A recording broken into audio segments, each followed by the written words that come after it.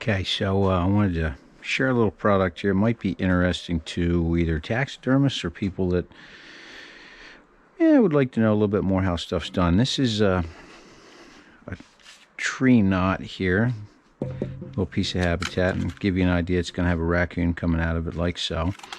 And it's kind of a boring base. Now this thing here is called the Static King. It's Scenes of Nature by Woodland, and you can make deer velvet with it. Originally, as I was doing my research, these machines are what's called a static fiber deal, and they came into, or at least as far as I could find, model railroading, people that like to make lawns and stuff like that.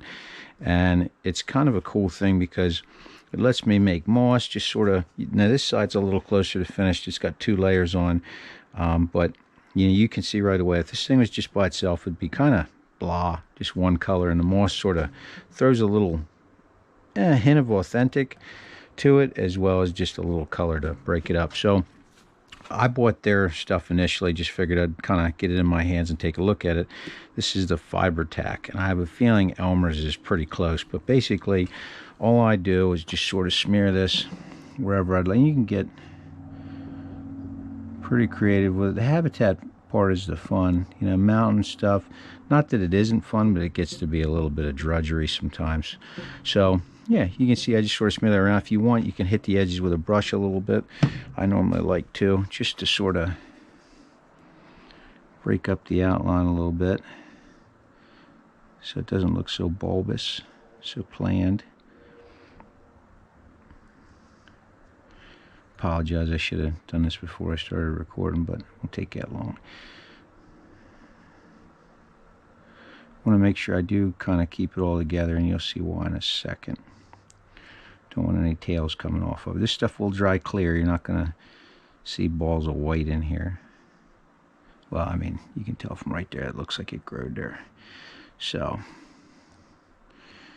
like I said, we'll just go around and sort of fade these edges in. Now, the one downside of this thing that I found off of the videos when I was originally looking into it, I thought it's a cool idea, but the company's videos could be a bit better. I mean, they're all sitting in a showroom, nothing's on the street. It's almost like trying to sell tools to technicians, and then having a guy with no calluses on his hands kind of being the one to show them off.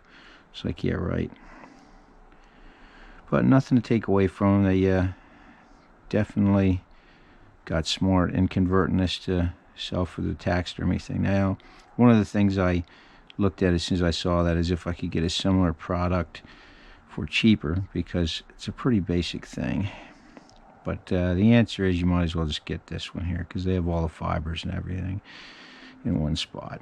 The pricing didn't really seem to be that different. So now that we sort of feathered out those edges a little bit here and there, not everywhere, that's going to be our moss. Okay, so set that to the side. I have this already filled up with the I found personally starting with the light green and then layering. There's actually 2 colors in there. I'm not sure how well you can tell off of that, but darker greens into there. If you put one color on there, it's not as thick. It doesn't have the variation to it. I'll do a close-up on that at the end, but I like to start with a light as a base. So I have my machine here preloaded with that, and basically they have a base you're supposed to stick to it, but I like to stick a T-pin in here with the sleeve, and then I'm going to turn this on. This is my first time trying it with a 9-volt. I did buy the wall adapter, and then this machine makes these fibers stand up as they fall and look like moss. And you can hopefully, let's see, we can't get a little better film job in there. You can see where that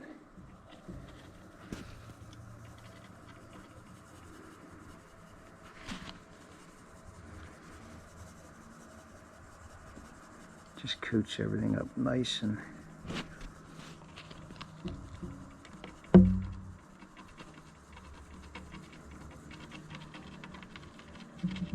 looks like I need a little bit more. That brings up another thing. Refilling this, not that big of a deal either. There's a screw that says to put into the cap. I say screw that. The thing hasn't fallen off on me yet. And the way I'm doing it, I'm changing colors and cleaning it out. I don't have time to sit and play with a screw every time. So, and it locks on, like I said, pretty good. And we're going to move this. Well, fill in a little closer to the pin. Flip it on, add before I turn it upside down.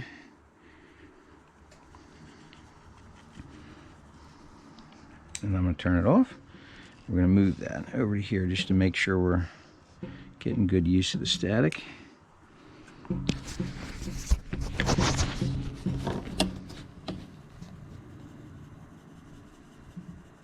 I will say I've been really pleased with this setup here. I apologize for the wonky camera work this time around. Let's see if we can.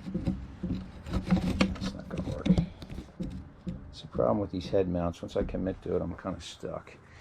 So we'll again get this over here a little bit closer. And you can see it'll literally trail them up inside. Those fibers standing up, I like to really make sure I get a good coat to it. And that should be it. I'll unplug my little probe there. We're just going to real lightly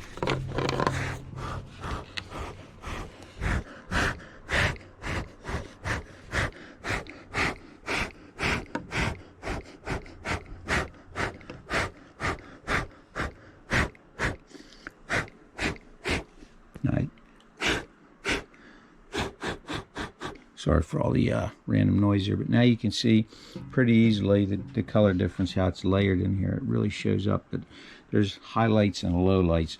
And whereas if you just do that, it sort of comes across light green. Now the way to do that, and a way to make thicker grass, is normally they tell you to start with, this is a 2mm. Put this down first. You can see it's not super thick. And it just looks flat compared to this side over here. It looks nice and natural. So what I'm going to do with that is I'll wait totally till it dries overnight, and it'll sink in there pretty good. That glue goes translucent, everything locks in, and then I'll go on top of it where just certain areas, not the entire thing, but you know, put a little area. I want this to be green, highlights. You can kind of see over there how it goes, but might be tough. It does seem like the camera has a better pickup on the color than I was expecting. So. But yeah, that's pretty much it. And you can see right away where that'll really dress your stuff up. Heck, sometimes I even use it on fish mounts. Just throws a splash of color in there. Now, I could get really crazy with it, but at the end of the day, you're going to eat up a lot of materials. I think I'm just going to, I might fill in the top here just to sort of frame it together, but we'll see. It's fun to play with. It's something that, you know, if you did have a deer in velvet, and it was totally shot and the guy wanted it restored, they have a kit where it's brown paint. It's all in one, ready to go once you own this static fiber machine. And first paint it brown, then you do the glue, and then they have different lengths of fibers. But that would be awesome to sit and redo a set of antlers like that. Now, of course, in Pennsylvania where I'm at, unless something would have some sort of issue with it that it doesn't shed the velvet, hormonal or otherwise, you're not getting a velvet buck here from inside the state anyway. But anyway, hopefully that was something cool. Can't guarantee it's a better video than them, but at least it's somebody actually working in a shop versus sitting in a showroom. So yeah, any questions, you can put them down at the bottom and I'll do my best to answer them. But I have to say, I really love this product.